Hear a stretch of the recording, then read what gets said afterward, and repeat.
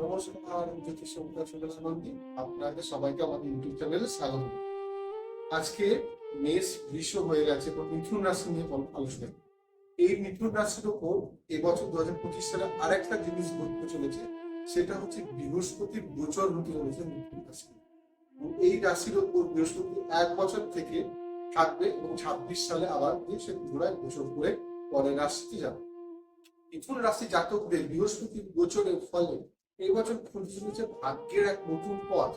লগ্ন বা রাশি যাই হোক না কেন আপনার মিথুন রাশি, আপনার জীবনে কিন্তু হতে চলেছে নতুন ভাগ্য পরিবর্তন। বৃহস্পতি দেবের কৃপায় আপনাদের জীবনে ধন, সমৃদ্ধি, বৈভব, ঐশ্বর্য সবকিছু কিন্তু পাবেন।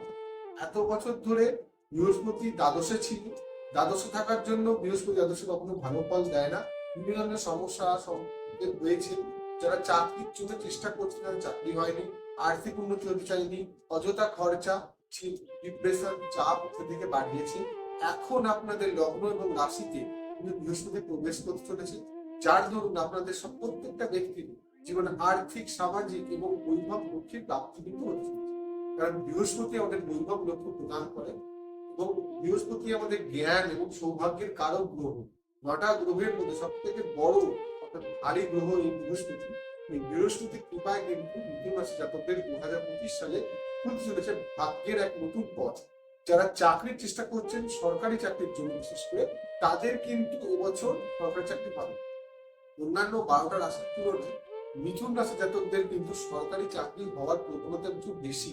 যারা বিয়ের জন্য চেষ্টা করছেন, এত বছর ধরে বিয়ে হয়নি, তাদের কিন্তু এবছর বিয়ে হয়ে যাওয়ার সম্ভাবনা আছে এবং প্রেমজ বিয়ে সফলতা এবছর 100% কিন্তু আসবে। কিন্তু একটা কথা বলে রাখি, এই রাশি জাতকদের জন্য এবছর কিন্তু বাড়িতে কলহ সমস্যা হতে পারে। বিবাহিত জীবন, যাদের বৈবাহিক জীবনে আছে, তাদের শারীরিক সমস্যা, মানসিক সমস্যা কিন্তু হতে পারে এই বছর। তাছাড়াও করে রাখি, যারা সন্তানের ওপর পঞ্চম দৃষ্টি পড়ছে বৃহস্পতি লগ্ন বসে বা রাশিতে বসে, তাহলে প্রত্যেকটা ব্যক্তি এই রাশি জাতকদের তাদের সন্তানদের, যারা সন্তান চাইছেন বা অনেকদিন ধরে হচ্ছে না, কোনো কারণে সমস্যা হতে, তারা এবছর ট্রাই করুক বা এবছর তাদের সন্তান প্রাপ্ত হতে পারে বা সন্তানের কোনো জীবনে উন্নতি হতে পারে, সন্তান ভালো কোনো জায়গায় প্রতিষ্ঠিত হতে পারে। যাদের সন্তান লাভের কিন্তু বা সন্তানদের জন্য সুফল বয়ে আনার কিন্তু এই বছরটা একটা ভালো বছর। দ্বিতীয় কথা হচ্ছে নবম স্থানের বৃহস্পতির দৃষ্টি। নবম স্থান অর্থাৎ ভাগ্যের ঘরকে দৃষ্টি দিচ্ছে বৃহস্পতি, অর্থাৎ প্রত্যেকটা জাতকদের ভাগ্যের কিন্তু উন্নতি হতে চলেছে এবছর। মিথুন রাশি জাতকদের ভাগ্যোন্নতি, কর্মের পরিবর্তন, কর্মোন্নতি, বাইরের পোস্ট, মানে যারা বাইরের দেশে গিয়ে চাকরি করার চেষ্টা করছেন, ফরেনে ইনভেস্টমেন্ট, ফরেনে ব্যবসা, ফরেনে ট্রান্সফার বা আপনি বাস করতে যাচ্ছেন, তাদের জন্য কিন্তু এই বছরটা অত্যন্ত উপযুক্ত একটা বছর। তাছাড়াও বলে রাখি, যারা পিতা বা মাতার শরীর খারাপ, হেলথ নিয়ে চিন্তা করছেন, তাদের কিন্তু এই বছরটা মাতার হেলথ একটু ভালো থাকবে, আগের থেকে বেশি শুধরাবে। বাবা মার দিক থেকে অর্থ প্রাপ্তির সম্ভাবনা আছে, বাবা মার থেকে উপকার পাওয়ার কোন জায়গা কিন্তু হতে পারে এবছর। কিন্তু বলে রাখি, বৃহস্পতি লগ্নে বসে নিজের বাতের ব্যথা সমস্যা, হাঁটতে পায়ের সমস্যা, গ্যাস ওরিয়েন্টেড সমস্যা, অ্যাসিডিটি, অম্বল ইত্যাদি কিন্তু বাড়াবে। বৃহস্পতি ওরিয়েন্টেড যে কোনো সমস্যা কিন্তু হবে। বৃহস্পতি লগ্ন বা রাশিতে যদি অ্যাফ্লেক্টেড হয়, কোনো অপগ্রহ বা পাপক গ্রহ দ্বারা যুক্ত হয়ে থাকে, তাহলে কিন্তু তাদের বিভিন্ন ধরনের সমস্যা হতে পারে, এটা বিভিন্ন ধরনের হতে পারে। যদি কারণ মঙ্গল রাহু কম্বিনেশনে বৃহস্পতি যুক্ত হয় এই রাশিতে, তাদের কিন্তু অ্যাক্সিডেন্ট হতে পারে, রক্তপাত হতে পারে। তাছাড়া মোটামুটি ওভারঅল 2025 সালটা বা এই যে বৃহস্পতির গোচর, এই একটা বছর কেমন যাবে, তাদের খুব ভালো যাবে। এই বৃহস্পতি গোচরের পর থেকে ধীরে ধীরে তাদের উন্নতি হবে।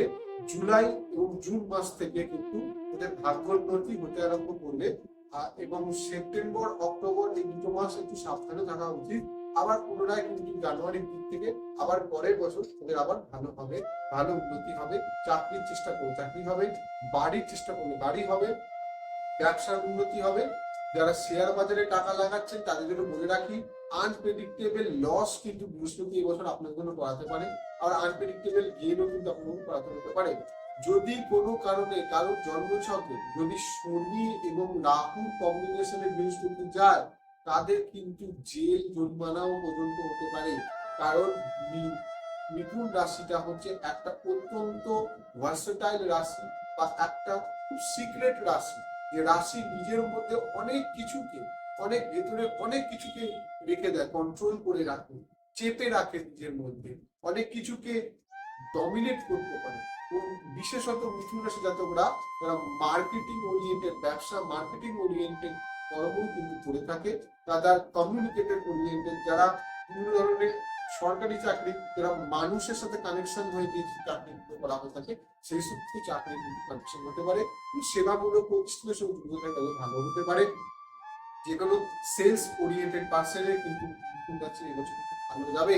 তাছাড়াও বলে রাখি, যারা ব্যবসা করতে চাইছেন তারা এবছর সোনা এবং হরিদ্রা দ্রব্য, যেমন বিভিন্ন ধরনের দারচিনি সামগ্রী ইত্যাদি জিনিসের সাথে কানেকশন করে আপনারা ব্যবসা করতে পারেন।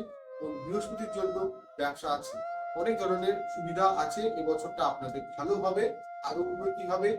কিছু কিছু ক্ষেত্রে যদি নিজস্ব জন্মছকে শনি রাহু এবং শনি মঙ্গল রাহু কম্বিনেশনের সঙ্গে বৃহস্পতি গোচর করে, তাহলে কিন্তু তাদের জীবনে আসবে ছোটখাটো অসুবিধা।